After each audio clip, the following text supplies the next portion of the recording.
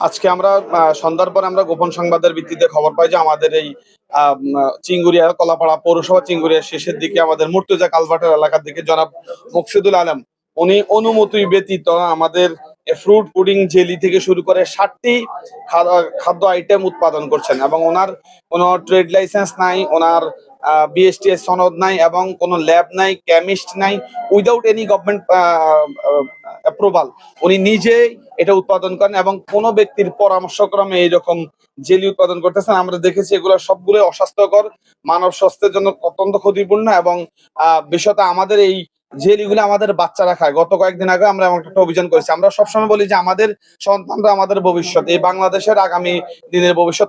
তারা এই fruit pudding jelly খেয়ে কিন্তু তারা অসুস্থ হচ্ছে এবং তাদের কিডনি, তাদের লিভার থেকে শুরু করে অন্যান্য শরীরের ইন্টারনাল যে অঙ্গ প্রত্যঙ্গ গুলো আছে সেগুলো কিন্তু বিকল হয়ে যাচ্ছে এবং খুব অল্প বয়সে কিন্তু আমরা অসুস্থ হয়ে যাই এবং অল্প বয়সে কিন্তু আমাদের সন্তানরা বিকলাঙ্গ থেকে শুরু করে তারাও কিন্তু মারা যাচ্ছে।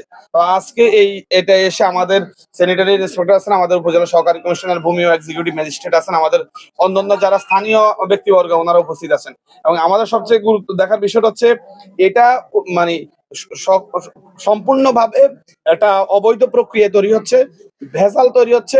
এটা মানব স্বাস্থ্যের জন্য ক্ষতিকর, এটা আমাদের শিশুদের স্বাস্থ্যের জন্য ক্ষতিকর এবং এখানে গভর্নমেন্টের কোনো অ্যাপ্রুভাল নাই এবং ভদ্রলোক নিজেই স্বীকার করেন, ওনার নাম মকসুদুল্লাহ, উনি নিজেই স্বীকার করেছেন যে এটা ওনার কোনো রকম অনুমোদন নেই। তো আমরা পুরো ঘরে দেখছি অসংখ্য 7 ধরনের আইটেম উনি এটা তৈরি করেন।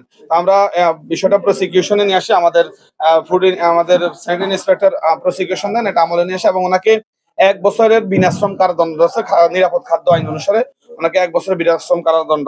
তো আমরা প্রত্যাশা করবো আমাদের সম্মানিত নাগরিক যারা আছেন তারা এই সকল খাবারের বিষয়ে সচেতন হবে, আমাদেরকে জানাবে এবং আমরা পরবর্তীতে যেখানে আমাদের কলাপাড়ার যেই জায়গায় এইসব বিষয় পাবো, আমাদের শিশুদের ভবিষ্যতের কথা চিন্তা করে আমরা কিন্তু অভিযান করবো এবং এই ক্ষেত্রে আমরা ভিন্ন মাত্র কার্পণ্য করবো না অভিযান করতে।